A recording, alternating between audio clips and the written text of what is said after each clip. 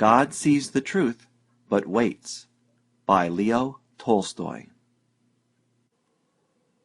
In the town of Vladimir lived a young merchant named Ivan Dmitrich Aksionov. He had 2 shops and a house of his own. Aksionov was a handsome, fair-haired, curly-headed fellow, full of fun and very fond of singing. When quite a young man he had been given to drink, and was riotous when he had had too much. But after he married he gave up drinking, except now and then. One summer Aksionov was going to the Nizhny Fair, and as he bade good-bye to his family, his wife said to him, "Ivan Dmitrich, do not start today. I have had a bad dream about you." Aksionov laughed and said, "You are afraid that when I get to the fair I shall go on a spree." His wife replied, "I do not know what I am afraid of. All I know is that I had a bad dream. I dreamt you returned from the town, and when you took off your cap I saw that your hair was quite gray." Aksionov laughed. "That's a lucky sign," said he. "See if I don't sell out all my goods, and bring you some presents from the fair." So he said good-bye to his family, and drove away. When he had traveled halfway, he met a merchant whom he knew, and they put up at the same inn for the night. They had some tea together, and then went to bed in adjoining rooms. It was not Aksionov's habit to sleep late, and, wishing to travel while it was still cool, he aroused his driver before dawn, and told him to put in the horses. Then he made his way across to the landlord of the inn, who lived in a cottage at the back, paid his bill, and continued his journey. When he had gone about 25 miles, he stopped for the horses to be fed. Aksionov rested a while in the passage of the inn, then he stepped out into the porch, and, ordering a samovar to be heated, got out his guitar and began to play. Suddenly a troika drove up with tinkling bells, and an official alighted, followed by 2 soldiers.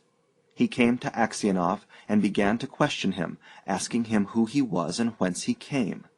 Aksionov answered him fully, and said, "Won't you have some tea with me?" But the official went on cross-questioning him and asking him, "Where did you spend last night? Were you alone, or with a fellow merchant? Did you see the other merchant this morning? Why did you leave the inn before dawn?" Aksionov wondered why he was asked all these questions, but he described all that had happened, and then added, "Why do you cross-question me as if I were a thief or a robber? I am traveling on business of my own, and there is no need to question me." Then the official, calling the soldiers, said, "I am the police officer of this district, and I question you because the merchant with whom you spent last night has been found with his throat cut. We must search your things." They entered the house. The soldiers and the police officer unstrapped Aksionov's luggage and searched it. Suddenly the officer drew a knife out of the bag, crying, "Whose knife is this?"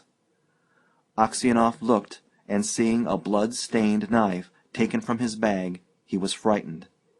"How is it there is blood on this knife?" Aksionov tried to answer, but could hardly utter a word, and only stammered, "I don't know. Not mine." Then the police officer said, "This morning the merchant was found in bed with his throat cut. You are the only person who could have done it. The house was locked from inside, and no one else was there. Here is this blood-stained knife in your bag, and your face and manner betray you. Tell me how you killed him, and how much money you stole."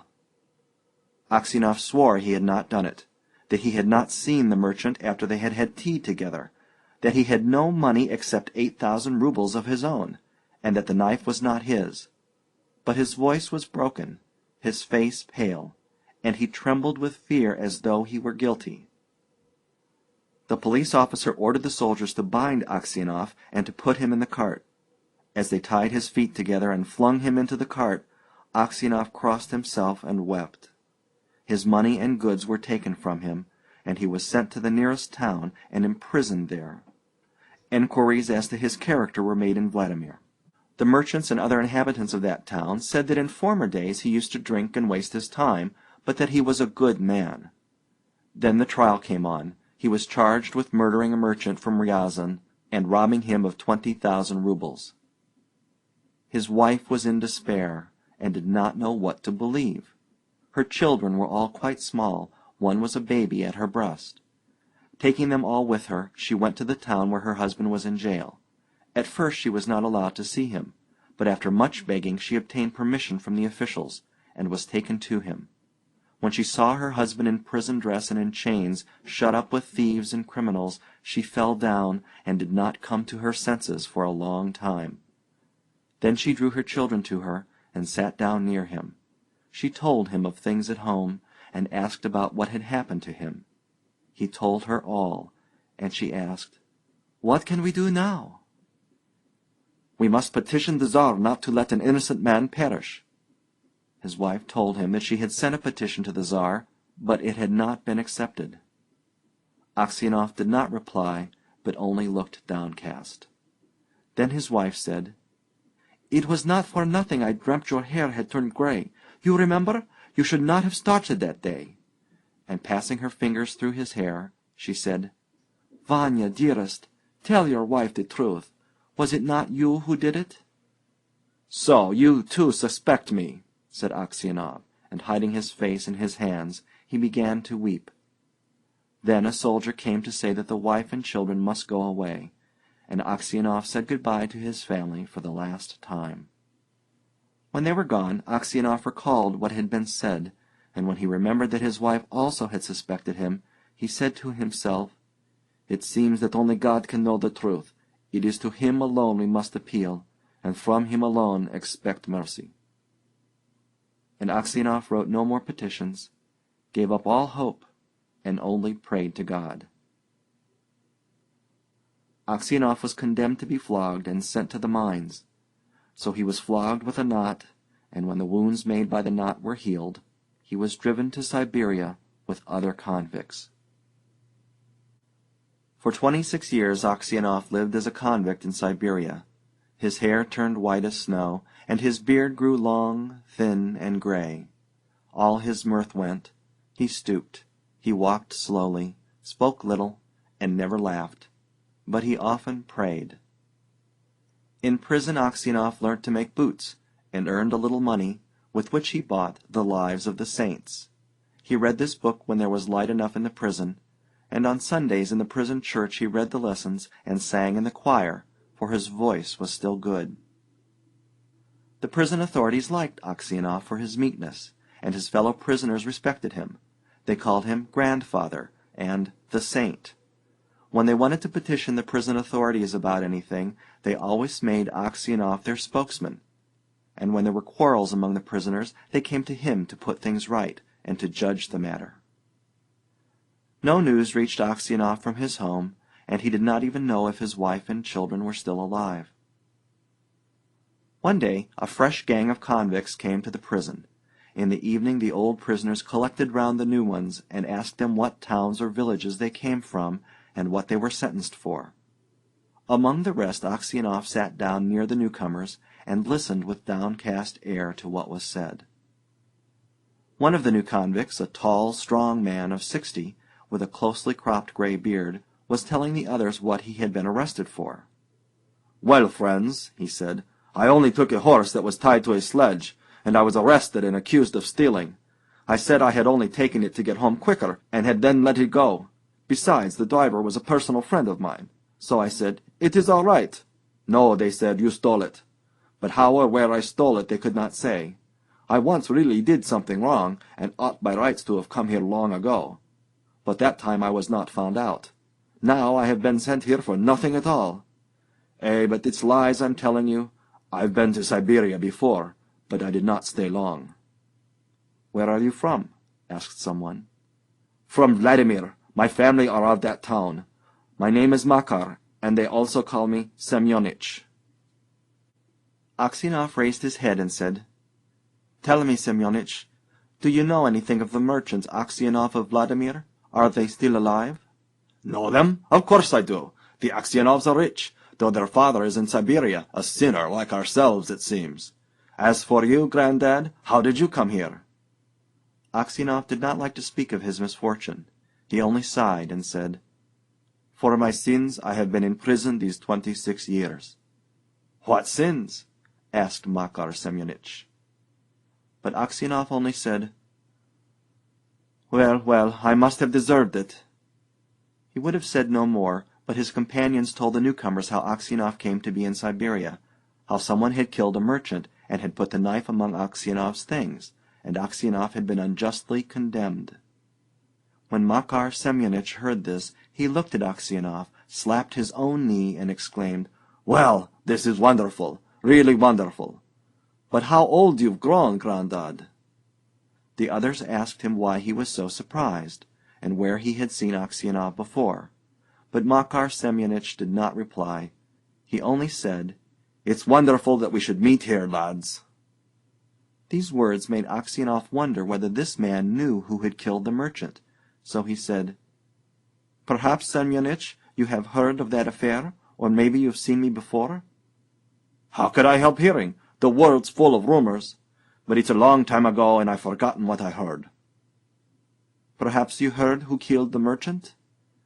asked Aksionov. Makar Semyonich laughed and replied, "It must have been him in whose bag the knife was found. If someone else hid the knife there, he's not a thief till he's caught, as the saying is. How could anyone put a knife in your bag while it was under your head? It would surely have woke you up." When Aksionov heard these words, he felt sure that this was the man who had killed the merchant. He rose and went away. All that night Aksionov lay awake. He felt terribly unhappy, and all sorts of images rose in his mind. There was the image of his wife as she was when he parted from her to go to the fair. He saw her as if she were present. Her face and her eyes rose before him. He heard her speak and laugh. Then he saw his children, quite little, as they were at that time, one with a little cloak on, another at his mother's breast. And then he remembered himself as he used to be, young and merry. He remembered how he sat playing the guitar in the porch of the inn where he was arrested, and how free from care he had been. He saw in his mind the place where he was flogged, the executioner, and the people standing around, the chains, the convicts, all the 26 years of his prison life and his premature old age. The thought of it all made him so wretched that he was ready to kill himself. "And it's all that villain's doing," thought Aksionov, and his anger was so great against Makar Semyonich that he longed for vengeance, even if he himself should perish for it. He kept repeating prayers all night, but could get no peace. During the day he did not go near Makar Semyonich, nor even look at him. A fortnight passed in this way. Aksionov could not sleep at night, and was so miserable that he did not know what to do. One night, as he was walking about the prison, he noticed some earth that came rolling out from under one of the shelves on which the prisoners slept. He stopped to see what it was. Suddenly Makar Semyonich crept out from under the shelf and looked up at Aksionov with frightened face. Aksionov tried to pass without looking at him, but Makar seized his hand and told him that he had dug a hole under the wall, getting rid of the earth by putting it into his high boots, and emptying it out every day on the road when the prisoners were driven to their work. "Just you keep quiet, old man, and you shall get out too. If you blab, they'll flog the life out of me, but I will kill you first." Aksionov trembled with anger as he looked at his enemy. He drew his hand away, saying, "I have no wish to escape, and you have no need to kill me. You killed me long ago. As to telling on you, I may do so or not, as God shall direct." Next day, when the convicts were led out to work, the convoy soldiers noticed that one or other of the prisoners emptied some earth out of his boots. The prison was searched and the tunnel found. The governor came and questioned all the prisoners to find out who had dug the hole. They all denied any knowledge of it. Those who knew would not betray Makar Semyonich, knowing he would be flogged almost to death. At last the governor turned to Aksionov, whom he knew to be a just man, and said, "You are a truthful old man. Tell me, before God, who dug the hole?" Makar Semyonich stood as if he were quite unconcerned, looking at the governor and not so much as glancing at Aksionov.